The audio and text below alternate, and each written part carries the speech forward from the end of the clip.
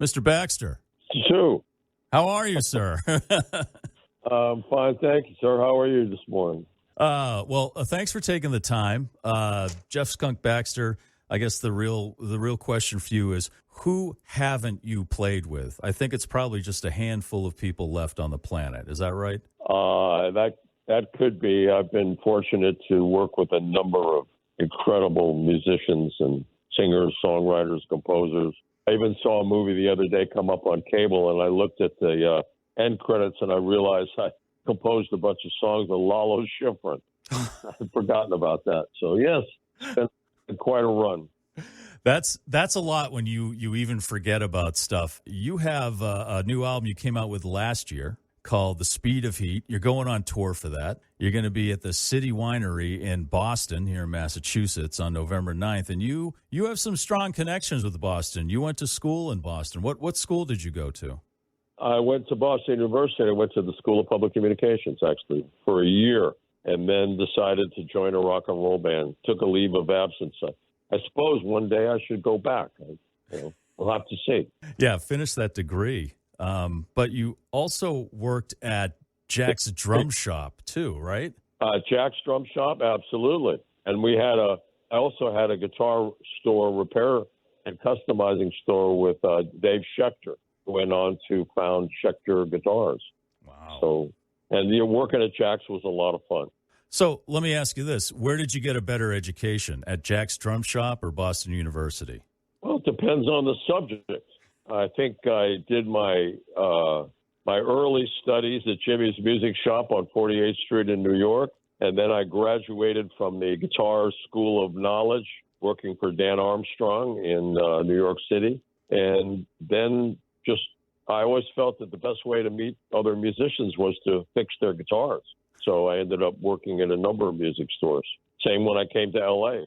You also have another Boston connection. There's a lot of them here, and that is with Donna Summer, who is from Boston. And I had no idea until I was reading up for this interview that you played on Bad Girls. And the story there is funny that you actually bought a guitar on the way to the session, right?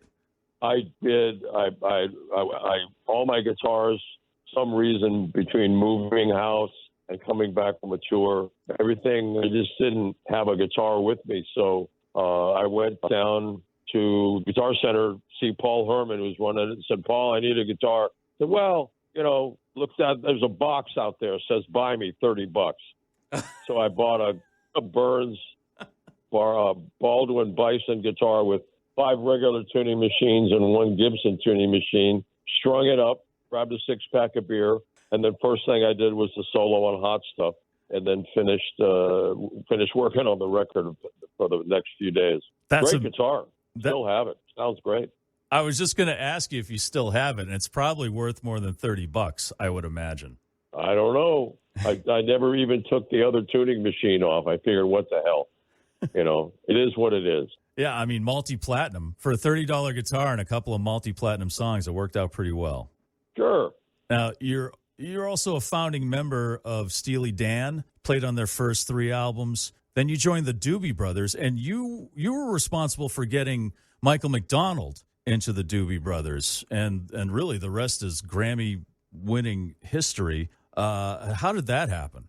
The Doobies were doing a show at Louisiana State University, and Tom Johnston, one of our guitar players and one of the founding members of the Doobie Brothers, fell seriously ill before the show, because he'd had some serious stomach problems anyway, and we couldn't go on. So I went out to talk to the audience and said, either you can get your money back or you can wait 10 days and we'll put on a show for you.